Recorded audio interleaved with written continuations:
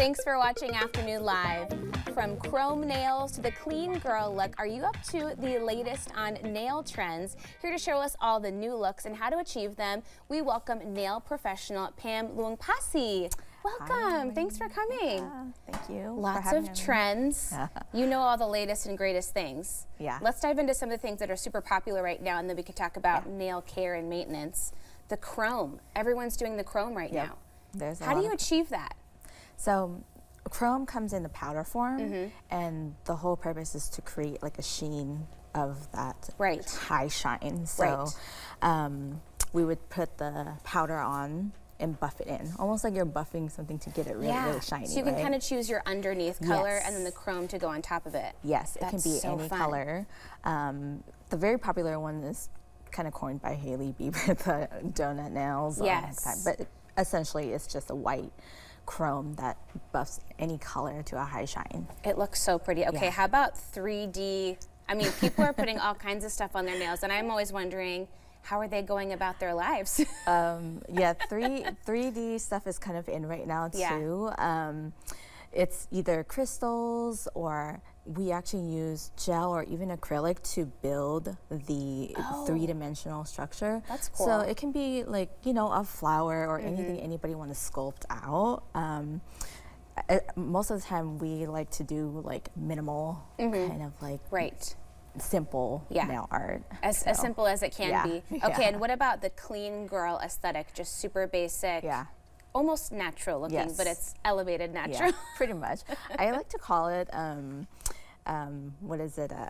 Kind of like that no makeup look. Yes, exactly. For nails. It's so true, that's what that clean girl kind of like. It has a just nice sheer finish, but very well groomed and nicely shaped. So that's kind of in right now. It goes well with everything. Yeah, and speaking of shape, are you still seeing a lot of people doing like the ovally almond kind of? Yes.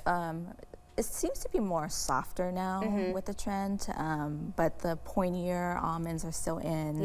Square is kind of making a comeback as well. So I've been a square girly forever, so I'm just waiting for my time to come back. Okay.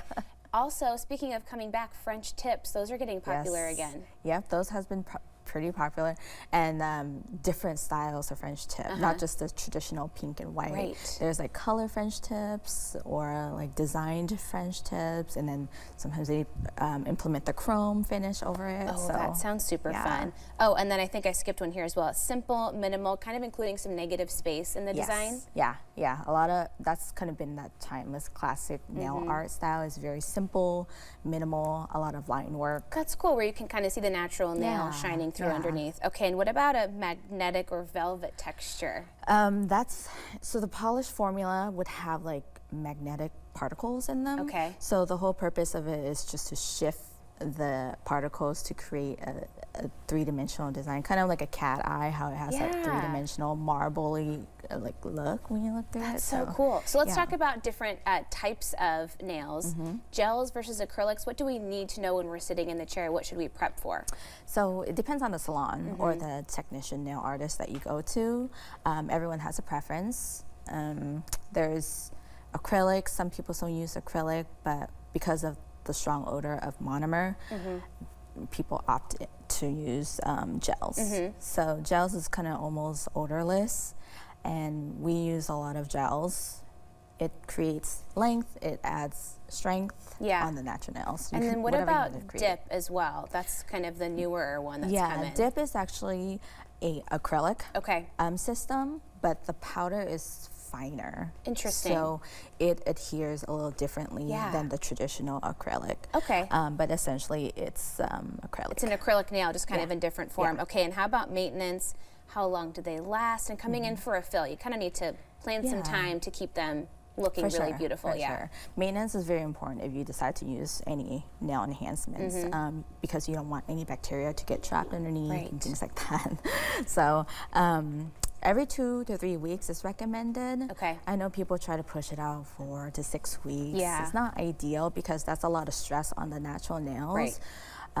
it is high maintenance, you know, Right. when you do nails, so you have to just maintain It's an investment in yourself. It's a good self-care. I know I'm like, mine are grown out. It's hard to make an appointment with my kids' schedules, but I'll get back there. Yeah, exactly. As long as you like take care of it. Yeah. And really that's just to put cuticle oil on every day. Right. Keep everything intact. It's not separating from the product. What about folks who want to try a longer extension, but they're maybe intimidated? Like, how am I going to use my phone? How am I going to type on my computer? Like, you just kind of figure it out as you go. Yeah, I mean, we would usually recommend people to ease into that. So we would put the gel overlay on the natural nails, just to ease into the length of the nails. That's versus a great place having, to start. versus having like an immediate long nails and build out long nails Yeah. immediately. Because most of the time, people are going to be like not functioning properly because one is an artificial tip, you know, so you don't feel that same grip as your natural nails. Don't go all in on your first visit. Yeah, exactly. Hey, thank you so much. It was great chatting with you. Thank you for having me. Of course. We'll have more information on our website at katu.com. We'll be right back with more Afternoon Live right after this.